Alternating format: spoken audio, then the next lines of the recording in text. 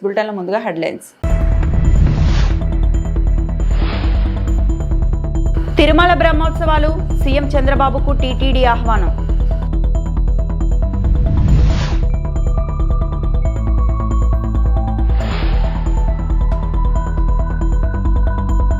ఇది ఆరంభం మాత్రమే, ఇంకా ఎన్నో సంస్థలతో చర్చలు జరుగుతున్నాయి. నారా లోకేష్.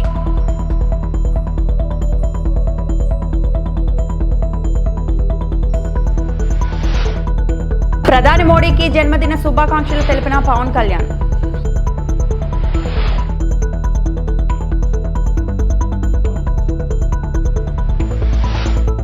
విశాఖపట్నంలో కేంద్ర ఆర్థిక మంత్రి నిర్మలా సీతారామన్ పర్యటించారు. ఈ సందర్భంగా జీఎస్టీ సంస్కరణలపై అవగాహన కార్యక్రమంలో ఆమె మాట్లాడుతూ, ట్యాక్స్లు కొన్ని సెక్షన్లకు మాత్రమే వర్తిస్తే కానీ జీఎస్టీ 140 కోట్ల మంది ప్రజల మీద ప్రభావం చూపిస్తుందన్నారు. జీఎస్టీ 2.0 అమల్లోకి రాకముందే ఆటోమొబైల్ ఇండస్ట్రీ ఆఫర్లు ప్రకటించడం కనిపిస్తోంది అని చెప్పుకొచ్చింది. నవరాత్రుల ప్రారంభం నుంచే కొత్త జీఎస్టీ విధానం పనిచేస్తుంది అని తెలియజేశారు. విస్తృతమైన ప్రయోజనాలను దృష్టిలో పెట్టుకుని నిర్ణయాలు అమలు చేయడం జరుగుతుంది అని ఆర్థిక మంత్రి నిర్మలా సీతారామన్ వెల్లడించారు. Goods in 28% of old GST. ఇవాళ జిఎస్టీలో 28% దేనికి ఇస్తున్నారు?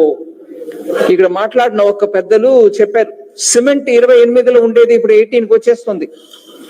అది ఎవరికి ఫలితం? దాంట్లో దానికి ఎవరికి ఆదాయం? దాంట్లో మిడిల్ క్లాస్ కి. వాళ్ళ ఇంట్లో ఒక రూమ్ కట్టాలి, లేకపోతే పైన పిల్లాడు పెద్దవాడు అయిపోయారు, చదువుకుంటున్నారు, ఆయన పెళ్లి అయిపోయింది, ఆయనకి ఒక ఎక్స్ట్రా రూమ్ కట్టాలంటే అంత ట్యాక్స్ పే చేయాల్సి వస్తుంది. లేదు, ఇప్పుడు 18% సిమెంట్ వచ్చేసింది, మీరు శుభ్రంగా కట్టుకోవచ్చు. అట్లా ఈ 28% లో ఉన్నటువంటి ఐటమ్స్ మీరు చూస్తే 90% ఐటమ్స్ 18కి వచ్చేసాయి. దాంట్లో కూడా 10% మీకు తగ్గింపు. సో ఇప్పుడు ఉన్నటువంటి జిఎస్టి ముందు 2017కి ముందు ఉన్నట్టు system, commercial tax, VAT, excise అని తరతరాలుగా స్టేట్స్ లో రేట్స్ ఉండేవి. దగ్గర 17 టైప్స్ ఆఫ్ ట్యాక్స్ ఉండేవి. దానిపైన 8 సెస్లు ఉండేవి. సో మొత్తం అన్నిటినీ కలిపి దేశవ్యాప్తంగా ఒకే రేటు, ఒకే ట్యాక్స్ 4 టైప్ ఆఫ్ రేట్స్ లో తీసుకొచ్చినదే జిఎస్టి. సో 2017కి ముందు ఒక్కొక్క స్టేట్ లో ఒకే సోప్, ఇక్కడ ఆంధ్రాలో కొంటే ఒక రేటు, ఒరిస్సాలో వెంటే ఇంకో రేటుగా ఉండింది. అవన్నిటినీ ఒకేసారి చేసి 2017లో జిఎస్టి లాంచ్ చేసాం. అప్పుడు మొత్తంగా మనకు ఉండే వాళ్ళు ఎంతమంది అండి ట్యాక్స్ పేయర్స్ జిఎస్టిలో? 65 lakhs. దాన్ని ఈ 8 సంవత్సరాల్లో ఎన్ని కష్టాలు వచ్చినా అందరూ స్టేట్స్ అందరూ కోఆపరేట్ చేసి ఇవాళ ఎంతమంది జిఎస్టీలు ఉన్నారు?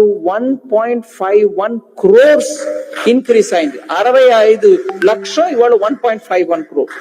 సరే, దాని నుంచి ఎంత గ్రాస్ జిఎస్టీ రిసీట్? గ్రాస్ అన్నప్పటికీ ఏపీ సీఎం చంద్రబాబును టీటీడీ చైర్మన్ బిఆర్ నాయుడు కలిశారు.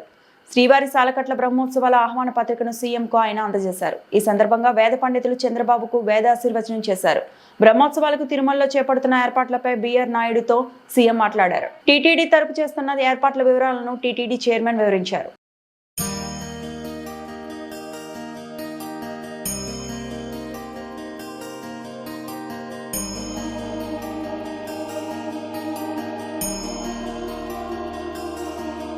స్పీడ్ ఆఫ్ డూయింగ్ బిజినెస్ ను చేతల్లో చూపిస్తున్నామని ఏపీ మంత్రి నారా లోకేష్ అన్నారు. యూకేలో బిజినెస్ ఫోరం నిర్వహించిన కార్యక్రమంలో ఆయన పాల్గొని మాట్లాడారు. సీఎం చంద్రబాబు వల్లే 15 నెలల్లో ఏపీకి 10 లక్షల కోట్లు పెట్టుబడులు వచ్చాయన్నారు. క్వాంటమ్ వాలీ, డేటా సిటీలతో ఏపీ రూపురేఖలు మారిపోతాయన్నారు. పరిశ్రమల స్థాపనకు ప్రతిబంధకంగా ఉన్న నిబంధనలను సవరిస్తున్నట్లు వివరించారు. No, if you look at the map, Andhra Pradesh is a peculiarly long state. We have the second longest coastline in India. And being a long state, it lends itself up for decentralized development. So what we have is, cluster-based approach. And I believe that that's very important for, ecosystems to not only survive but thrive. So we've built an automotive ecosystem, of course, anchored around Kia. In the southern part, we have an entire ecosystem being built around drone. We have an ecosystem around renewable energy, solar, wind, pump storage projects. We have an ecosystem around electronics, semiconductors in that. And then we have an entire ecosystem around CBG, compressed biogas. The Quantum Valley, as Abhishek just shared, that's one. Aqua is another big thrust area for us as a state. Steel City, led by ArcelorMittal. We have a pharma city, medical devices city, chemical city. So we are able to build all these ecosystems because I believe in the importance of vertical and horizontal integration. Now, what do I mean by it? Now, let's take a mobile phone as an example. The chassis of a mobile phone, the casing, the glass, the camera module, the lens, the battery, the touch screen. These are all again independent manufacturers who then Foxcons of the world bring together and make an iPhone or any other mobile device. What I see is missing is clusterization. And I believe in the power of 100-kilometer radius. We build the entire ecosystem and build it out with a lot of detailing. That's what we've succeeded in Andhra Pradesh. We've started on the journey. We're building it out, and that's our verticals. Now, horizontal is where education comes in, where skills come in, where testing facilities come in. So that's the only way by which we can ensure that these ecosystems thrive. And that's exactly what makes Andhra Pradesh different from the other states in India. That's where I think one of the slides, Abhishek spoke about Naipunyam. Naipunyam is a very interesting experiment, if I may, which we're going to launch in October, where we're trying to match the supply and demand, where I have youngsters who are well-educated, who are searching for jobs, and then there's demand. I'm going to do the matchmaking, but we are building skill development into it, where assessment will be done, where state will guarantee that, in IT, this is the kind of level that this person is at. And then what is the skill intervention that's also required? The state is willing to do the skill intervention on your behalf. So I think Andhra Pradesh is uniquely positioned to deliver that. And we'll be one of the very first states to do it. And that's what will make us very different. అచంచలమైన క్రమశిక్షణ నిబద్ధతతో ప్రధాని నరేంద్ర మోడీ దేశానికి మార్గదర్శక శక్తిగా ఎదిగారని AP ఉప ముఖ్యమంత్రి పవన్ కళ్యాణ్ అన్నారు. ప్రధాని పుట్టినరోజు సందర్భంగా ఆయనకు పవన్ శుభాకాంక్షలు తెలిపారు. ఈ మేరకు ఆయన ఓ వీడియో విడుదల చేశారు. Namaskar. Under Modi's leadership, Bharat is on the path of becoming a Vishwa Vijeta, a world conqueror, not by force, but by the strength of his vision and the depth of his connect with people. He may not speak every Indian language, yet he motivates every Indian from Kashmir to Kanyakumari. On this very special day, I extend my heartfelt birthday wishes to our Honorable Prime Minister, Shri Narendra Modi ji. Modi ji stands today as one of the world's most powerful global leaders, not only for his decisive leadership, but also for his visionary diplomacy and unwavering commitment to shaping the world into a true global village. Vasudhaiva Kutumbakam. He transformed India's image on the global stage with unmatched diplomacy. Under his leadership, India's voice has become stronger in international forums like G20, BRICS, and the United Nations. He strengthened our national security by modernizing the military, enhancing defense preparedness, and by empowering the armed forces with a free hand during crisis, leading decisive actions like the surgical strikes and Operation Sindoor. At home, he took historic steps like abrogating Article 370, resolving the Ram Mandir issue, ending triple talaq, and honoring ordinary citizens through Padma Awards in truest spirit of democracy. Post-independence, he stands as one of the Bharat's strongest prime ministers, embodying the true spirit of nationalism by upholding the values of Constitution, preserving our culture and heritage, while driving India forward through the technology, space exploration, digitization, and the power of social media, making our nation one of the fastest advancing in the world. Through Atmanirbhar Bharat, he has sparked a self-reliance movement across manufacturing, technology, and మైదం Mahesh కుటుంబానికి BRS working president KTR ఆర్థిక సహాయం. మైదం మహేష్ కుటుంబానికి 5,50,000 రూపాయల ఆర్థిక సహాయాన్ని అందజేసిన BRS party Mulugu నియోజకవర్గ incharge బడే నాగజ్యోతి, ములుగు జిల్లా అధ్యక్షులు లక్ష్మణ్ బాబు. మైదం మహేష్ ఆత్మహత్య ముమ్మాటికి ప్రభుత్వ హత్యే. ప్రతి నెల 1వ తారీఖున జీతాలు ఇస్తామని పొంకనాలు కొట్టిన కాంగ్రెస్ ప్రభుత్వం నెలలు గడుస్తున్నా జీతాలు ఇవ్వకపోవడంతో మనోవేదనతో కార్మికులు ఆత్మహత్యలకు పాల్పడుతున్నారు. సాక్షాత్తు రాష్ట్ర ముఖ్యమంత్రి రేవంత్ రెడ్డి ప్రాతినిధ్యం వహిస్తున్న మున్సిపల్ శాఖలో ఇలాంటి ఘటనలు జరగడం దురదృష్టకరం. స్థానిక మంత్రి ధనసరి అనసూయ ఉన్నతాధికారుల పర్యవేక్షణ లోపం వల్లనే ఇలాంటి ఘటనలు జరుగుతున్నాయి. చనిపోవడం, ఆత్మహత్య ప్రయత్నం చేయడం అక్కడ నుంచి మీ అందరికీ తెలిసిన విషయం. కానీ ఆ రోజు నుంచి ఈ రోజు దాకా ఆ కుటుంబానికి బీఆర్ఎస్ పార్టీ అండగా ఉంది. కేటీఆర్ గారిని కూడా సాయం చేయండి అని అడగడం, వారు స్వయంగా ఫోన్లో మాట్లాడడం, సాయం పంపిస్తా అని చెప్పడం, ఈరోజు వాళ్ళ కుటుంబానికి అందరికీ కూడా ఫిక్స్డ్ డిపాజిట్ చేయడం, 5 లక్షల రూపాయలను 5.5 లక్షల రూపాయలను వాళ్ళ కుటుంబానికి ఫిక్స్డ్ డిపాజిట్ చేసి భిక్షాటన చేసి ఒక్కొక్కరికి 1,50,000, తల్లికి 1,00,000 రూపాయలు, పిల్లలకి ముగ్గురికి కూడా 1,50,000 రూపాయలు, తల్లికి 1,00,000 రూపాయలు, ఇలా 5.5 లక్షల రూపాయలు బీఆర్ఎస్ పార్టీ నుంచి కేటీఆర్ గారు పంపించినటువంటి ఫిక్స్డ్ డిపాజిట్స్ అవన్నీ కూడా ఈరోజు వారికి ఇవ్వడం జరిగింది. మీ అందరికీ తెలుసు, గతంలో ఇదే మున్సిపాలిటీ కార్మికుడు సారయ్య చనిపోయినప్పుడు కూడా ప్రభుత్వం ఎటువంటి ఇది చేయలేదు. కనీసం ఆయన మృతి పట్ల స్పందించడం కానీ, ఆ కుటుంబానికి ఏదో సాయం చేయడం కానీ చేయలేదు. ఇప్పటికీ మీరు ఆ కుటుంబ సభ్యులను అడిగినా వారు చెప్తారు ఎటువంటి సాయం అందలేదనే చెప్తారు. మరి ఈరోజు ఈ కుటుంబానికి మేము అండగా నిలబడ్డాం, ప్రభుత్వంతో కొట్లాడినాం, ధర్నా చేసినాం, భిక్షాటన చేసి ప్రభుత్వాన్ని కనువిప్పు కలిగేలా చేసినాం. మా కేటీఆర్ గారు కూడా, కేసీఆర్ నాయకత్వంలో కేటీఆర్ గారు కూడా ఈరోజు సాయం పంపించడం, ఇవన్నీ కూడా పేదల పక్షాన నిలబడుతుంది బీఆర్ఎస్ పార్టీ అనేదానికి నిదర్శనం. ఇంకా చెప్పుకుంటూ పోతే చాలా రకాలైనటువంటి సమస్యలు నియోజకవర్గంలో ఉన్నాయి. యూరియా సమస్య మీకు తెలిసిందే. ఇప్పటి వరకు రకరకాలుగా ఇది చేస్తూ ఉన్నారు. ఇది 4వ సంఘటన కూడా. మొన్న యూరియా రైతు చనిపోవడం, మందు తాగడం అనేది 4వది. మీడియా సోదరులందరూ నేను ఒకటే కోరుతా ఉన్నా, ప్రజల పక్షాన నిలబడదాం, వారి సమస్యలను తలెత్తి చూపించి ప్రభుత్వాన్ని డిమాండ్ చేసి ప్రజా సమస్యలను తీర్చే విధంగా ప్రతిపక్షంగా మేము, మీరు అడిగే వాళ్ళుగా మీరుగా మనమందరం కలిసి కొట్లాడదామని చెప్పేసి సందర్భంగా హైకోర్టు గ్రూప్ 1 పై తీర్పు ఇచ్చింది. దీనిపై విచారణ జరపాలని మేము కోరుతున్నాం. రేవంత్ రెడ్డి ప్లాట్లకు అమ్మి ప్లాట్లు కొన్నట్లు కాదు, ఇది ప్రభుత్వ ఉద్యోగాలు అమ్ముకున్నారనే అభియోగాలు ఉన్నాయి. విద్యార్థుల భవిష్యత్తు నాశనం చేయకుండా వాళ్ళని కోర్టుల చుట్టూ తిప్పకుండా హైకోర్టు ఇచ్చిన తీర్పును పాటించండి. ఇది రౌడీ పాలన. ఒక పక్క ఉద్యోగాలు అమ్ముకొని మరో పక్క విద్యార్థుల మీద రౌడీలా దాడి చేస్తున్నారు BRS MLC Dasoju Shravan. This is atrocity, abuse of authority. అధికారం చేతిలో ఉంటే ప్రజాపాలన అంటే, పారదర్శక పాలన అంటే కోట్ల రూపాయలు పెట్టి ఉద్యోగాలు అమ్ముకుంటారా మీరు? ఇలా ప్రెస్ మీట్లు పెట్టించినట్టున్నారు. 563 ఉద్యోగాలు, 563 ఉద్యోగాలు అమ్ముకున్నారని మేము అంటలేము. ఎన్ని అమ్ముకున్నారో ఎవరికి తెలియదు. ఆల్ వీఆర్ సేయింగ్ ఇది విచారణ జరపండి అంటున్నాం. విచారణ జరపండి. అభియోగం వచ్చింది కదా, కోర్టు ఇంత పెద్ద మాట చెప్పింది కదా, విచారణ జరపాలనా లేదా? రేవంత్ రెడ్డి ఏమన్నా ప్లాట్లు కొనుక్కున్నట్టు ఇదేమన్నా? ప్రజలకు సంబంధించిన ఉద్యోగాలు, వాళ్ళంతా ఆర్డీఓలు, డిఎస్పీలు, కమర్షియల్ ట్యాక్స్ ఆఫీసర్లు, పెద్ద ఉద్యోగాల్లో కూర్చునే వాళ్ళు. ఆ పోస్టులకు వెళ్ళి నిజంగానే అమ్ముడుపోయినట్టయితే సిగ్గు. The shame on democracy, same on the administration. కాబట్టి విచారణ జరపాలని చెప్పినాం. అసెంబ్లీ ప్రత్యేక సమావేశం పిలవాలా అని చెప్పినాం. హైకోర్టు తీర్పును యథాతథంగా అమలు చేయండి, పేద పిల్లలను మళ్ళా కోర్టుల చుట్టూ తిప్పొద్దు అని చెప్పినాం. అది నేరమైనట్టుగా ఇవాళ వాళ్లను కొట్టిన తీరు, అరెస్ట్ చేసిన తీరు చూస్తే ఇది ఇక చూడ్రిగా, ఈ పిల్లగాడు ఏం తప్పు చేసిండు? ఇక చూడ్రి ఏం తప్పిది, ఇక చూడ్రి ఏం తప్పిది.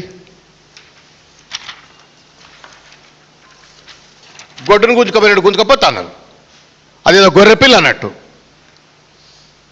గొర్రెపిల్లని కూడా ఇట్లా గుంజుకపోవట్లేదు ఇవాళ రేపు.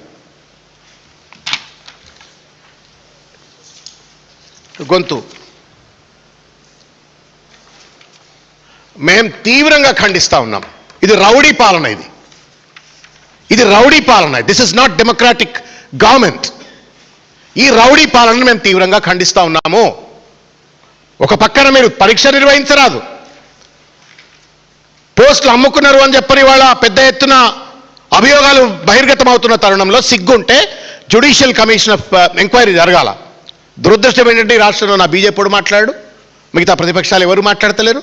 మాట్లాడిన విద్యార్థులపైన ఈ రకంగా కేసులేసి వాళ్ళ ఇష్టం వచ్చినట్టుగా వ్యవహరిస్తున్న పరిస్థితి చూస్తాం. సంగారెడ్డి జిల్లా ప్రజాపాలన దినోత్సవం సందర్భంగా కలెక్టరేట్లో ఏర్పాటు చేసిన కార్యక్రమానికి రాష్ట్ర వైద్య ఆరోగ్య కుటుంబ సంక్షేమ సైన్స్ అండ్ టెక్నాలజీ శాఖ మంత్రి దామోదర్ రాజ నరసింహ, జిల్లా కలెక్టర్ పి ప్రావీణ్య, జిల్లా SP Paritosh Pankaj, TGIC chairman Nirmala Jaggareddy పాల్గొన్నారు.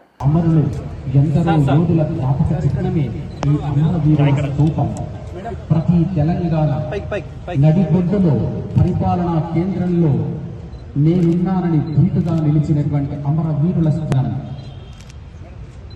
పూజించుకుంటున్నాను. చాకలి ఐలమ్మ, దొడ్డి కుమరయ్య, షేక్ బందగి, మొగలయ్య ఎందరో అమరవీ త్యాగదనులైనటువంటి సంఘటనలను గుర్తు చేసుకుంటూ గౌరవనీయులు తెలంగాణ రాష్ట్ర వైద్య ఆరోగ్య కుటుంబ సంక్షేమ సైన్స్ అండ్ టెక్నాలజీ శాఖ మాత్యులు శ్రీ దామోదర్ రాజనరసింహ గారిని కార్యక్రమానికి ఇచ్చేశారు. వారి ఒకే రోజులో మరణించారు. వారి జ్ఞాపికగా ప్రతి చోట అమరవీరుల మాన్య మంత్రివర్యులు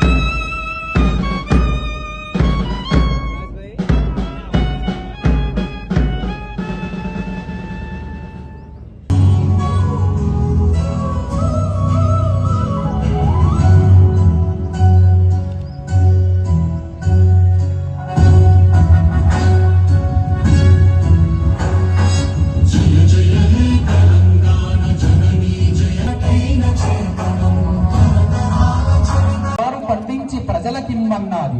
7 పాయల క్షేత్రం కూడా మనకు దగ్గరలో ఉంది. మంజీరా నదీమ తల్లి ప్రాంగణంలో ఆ కవి యొక్క గానానికి అనుగుణంగా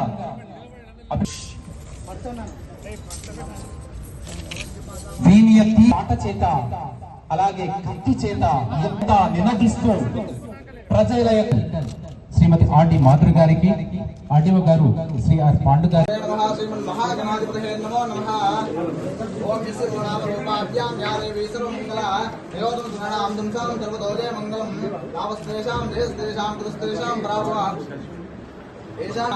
ఆపదాభర్తారం ధాతారం సర్వసంపదాం లోకాభిరామం శ్రీరామం భూయో నమో నమః దీపం స్థాపయామి. ఓం దచ్చంయోరామహే గాతుం విజ్ఞాయ గాతుం విజ్ఞపదే దైవీం శస్త్రస్మః శస్త్రమాక్షేభ్యః ఓర్వం దిశాద్వేషం చన్నో సుదిపదే యుద్ధస్పదే. ఓం శాంతి.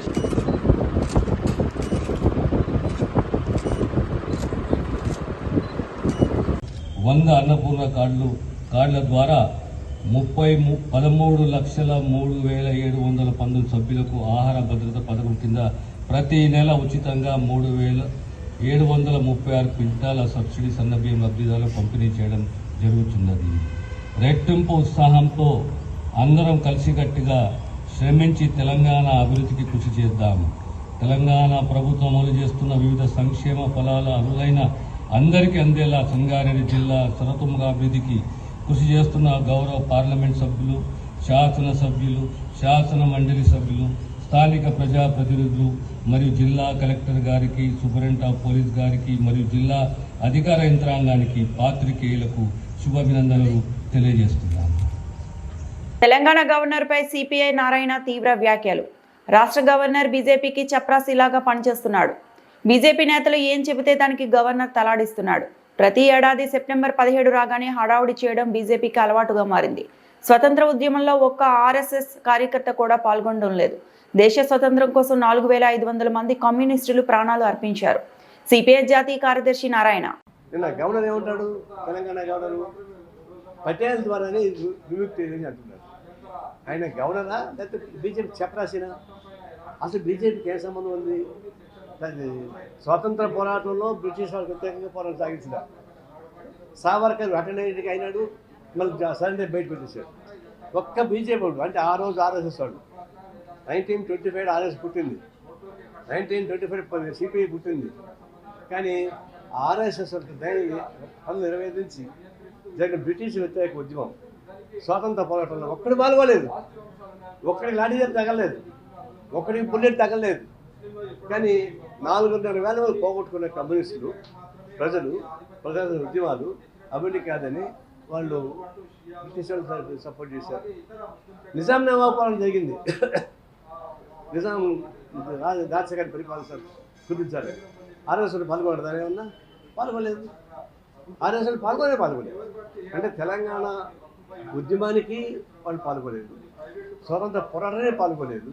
పైపేసి వాళ్ళకు బ్రిటిష్ తొత్తులుగాను నిజాం నవాబ్ తొత్తులుగా పరిపాలించినటువంటి బానిసలా చేశారు. వాళ్ళు ఇప్పుడు అదృష్టం కొద్దో దురదృష్టం కొద్దో మనకు దేశాధికారికి వచ్చారు. వీళ్ళు గవర్నర్ని అప్పగిస్తున్నారు. ఎవరిని అప్పగిస్తున్నారు? నాన్ పొలిటికల్ అప్పగించాలా, ఫస్ట్ ఆర్ఎస్ఎస్ వాళ్ళని అప్పగిస్తున్నారు. ఇప్పుడు తెలంగాణలో ఉన్నటువంటి గవర్నరు ఆర్ఎస్ఎస్ కార్యకర్తే, ఆంధ్రాలో ఉన్నటువంటి గవర్నరు ఆయన బాబరీ మసీద్ సహాయం చేశాడు కాబట్టి లంచంగా గవర్నర్ పదవి ఇచ్చారు. ఇంకొక ఆయనకి రాజ్యసభ పదవి ఇచ్చారు. ఇప్పుడు తమిళనాడు గవర్నరు, కేరళ గవర్నరు అచ్చగా ఆర్ఎస్ఎస్ కార్యకర్త. ఈ వార్తలు ఎంతటితో సమాప్తం.